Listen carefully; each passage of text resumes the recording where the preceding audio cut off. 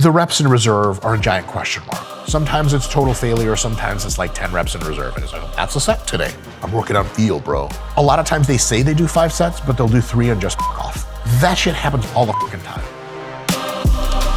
Hey folks, Dr. Mike here for Renaissance Periodization. Today's video is going to suggest to you rather, in the spirit of scientific inclusivity, that you should probably train more than the pro bodybuilders you follow. That is, do more sets per workout potentially, and almost certainly do a higher frequency of training a given muscle. If your favorite pro trains chest once a week, you might be able to get away with training it twice and getting better results for your own body. Now, this is curious.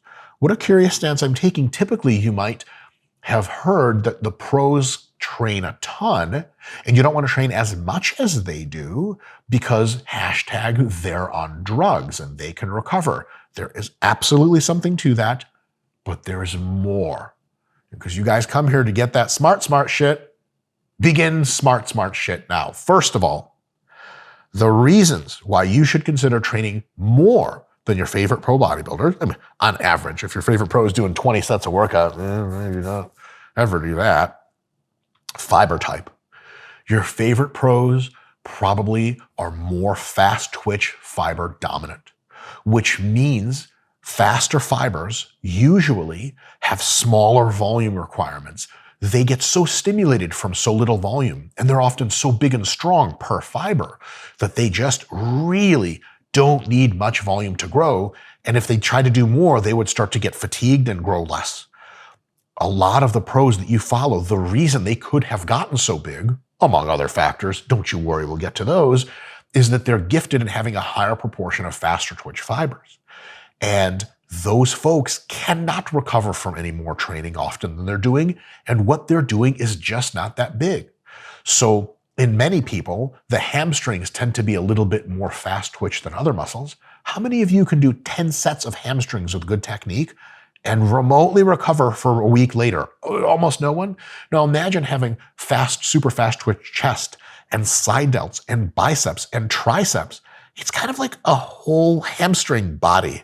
Yeah, I'm getting like, you got to go to an art GPT art AI generator and be like, the body as a hamstring, enter. Somebody try that. Let me know how it goes. But in any case, it just turns out you just don't need much. Most of us are not like the pros. We have a broader range of fibers. Everyone has a broad range of fibers, but we're more evenly split, faster twitch and slower twitch. Some of us are more slow twitch than fast twitch, and we can benefit from even more volume. Precisely the people that are not pros are more likely to be a little bit more on the slower twitch end than the group of people that are gifted and or pros. So watch out for that, because what is good enough for a pro, because they're gifted in fast twitch muscle fibers, may not be enough for you. Next, pros are big, they're strong, and when you get really strong, your ability to damage and stimulate muscle growth is just really not that hard. Like, using myself as an example, even though I'm not a pro, I hit a hack squat PR earlier at the Dragon's Lair, where I might be the only person that's not a pro there at that gym. And I did 6 plates on the hack squat, the Arsenal hack, for a set of 10. It was a really big PR. And I only did 4 sets of hacks and then like a drop set of bodyweight stuff. My quads are cooked for 4 days. Why? 4 sets? So you fucking said 5 sets total for the workout, one of them being bodyweight bullshit? How's that possible? Well, fuck, man. You put 6 plates on the bar and you take it through full range of motion for a couple sets of like around 10 reps. There's just so much fucking damage because it's 6 fucking plates. And I'm not even a pro. I'm not that strong. You got guys using the 160-pound dumbbells doing good technique for sets of 10 on incline dumbbell press up. You just don't need that many of those to stimulate so much growth that you can't scale pros to the rest of you. The same thing happens in powerlifting. The very strong powerlifters, big, strong guys in the 275, 242 weight class, etc. You look at their volumes, and you're like, he doesn't do that many sets. You go do a set with 800 for 5. And you're like, oh, okay, just kidding. That would probably kill me. It indeed would. So there's another adjuster to take how much pros do. Understand you're not as strong as they are. You may need more sets to stimulate more growth. Next, bigger muscles can not only generate more force to damage themselves and stimulate themselves more, but they also take more time to heal.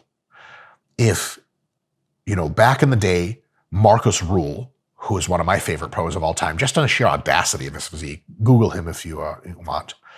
He used to do 1 chest workout a week, but his chest was so fucking big that it's bigger than most people's glutes, just categorically, and stronger. If he hits his chest, it's just going to take a long time for his chest to recover. So either he has to truncate his volume a ton and do it twice a week, or do what looks like a normal volume once a week. That's all he can do. Look at Big Rami's shoulders. Bro, that's a lot of muscle. If that muscle gets stimulated and fatigued, it doesn't just come back the next day and do shoulders again. It's going to take time to heal, and thus either the frequency has to be lower or the per session volume has to be lower. You don't have that problem. You have shoulders that are much smaller than Big Rami's. Sorry, I'm taking a guess here as to who our viewer is. I'm right about almost everyone in the world. You can certainly train shoulders more often because the muscle is smaller. It doesn't take as long to heal, to recover back to baseline or more, and then when you can hit it again. Now, so yes, you should train more than the pros, but not too much more for at least two reasons. First, pros take drugs, and drugs help you recover better and faster and in a shorter time frame. But I'm going to tell you that real shit, because other people speculate, natties speculate, they assume. Your boy's not natty. I don't have to speculate or assume shit. I'm around a ton of top athletes that are not natural. Neither am I. Drugs absolutely make a difference in recovery, but not that much of a difference. It's a big deal. If you can recover from 7 sets on average, that's your MRV for a muscle group without drugs, taking a whole bunch of drugs, layering up to what is at the top end of reasonable, not I'm going to die next year kind of dose, you might be able to heal from 10 or 11 sets or something like that in the same time frame. It's not 14. It's sure as shit not 21. There's no drug to get on where you triple your volume. That just doesn't happen. It's occasionally it happen. Very unlikely. It's very uncharacteristic. So if you're looking at pros and you're like, yeah, but drugs, like definitely. If they were not on drugs, they could recover from less. However, I put this to you.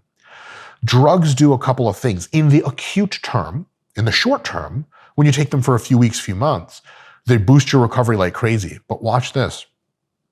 Take them for a while, and the drugs increase your strength and they increase your size. And those two things feed back in to reduce your volume requirements. Even though your recovery has come up, your volume requirements have come down because you're now bigger and stronger. So in the end, the drugs, if a pro's been taking them for a few years, they kind of level out. And then the net balance, the pro is not doing any more sets than he was 4 years ago before he started drugs. Same number of sets. At first it was more. Then he had to crank it back down because he got so big and strong. He's like, I can't do 12 sets of quads anymore. This is fucking crazy, because big, strong quads can't take 12 sets of damage. They don't need it and they don't have to have it. They can't recover from it. So there's limits there. Yes, the drugs help, but not as much as the strength and fiber type and the muscle size push them into that other realm of not needing as much volume. Next, effort, okay? Pros on paper train a lot. I'll say this another way that's more accurate. Pros say they train more than they actually train. On average, not everyone, of course. But you'll see what their training looks like, and it's like, 15 sets for back. And then you go and train with that pro, or you have them on your YouTube channel and train them, or you see them at the gym every fucking Monday, do their workout. The reps in reserve are a giant question mark. Sometimes it's total failure. Sometimes it's like 10 reps in reserve. And it's like, that's a set today. I'm working on feel, bro.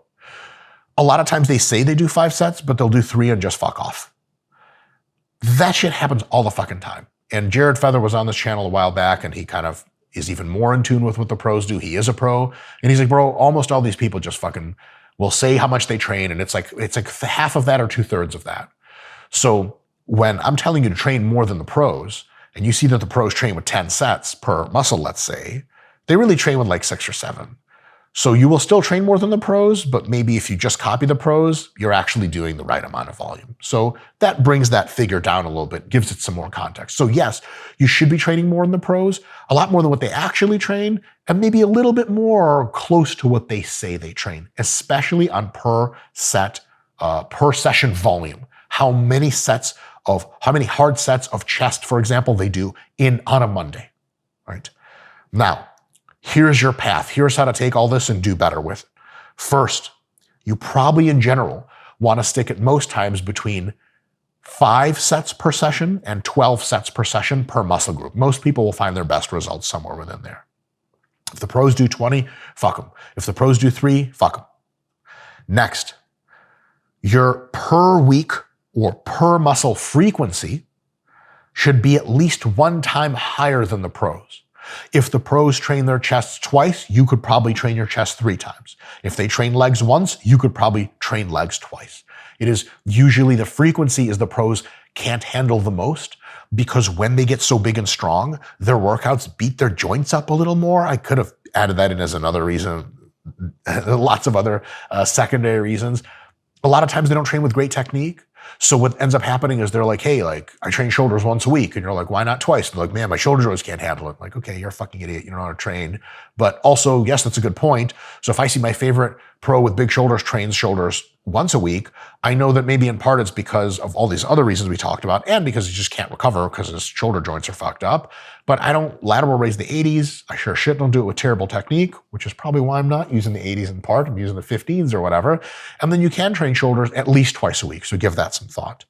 And when you start whatever training you have, whether or not it was inspired by a pro or inspired by a pro and modified according to this video, add some frequency, potentially increase the volume over time.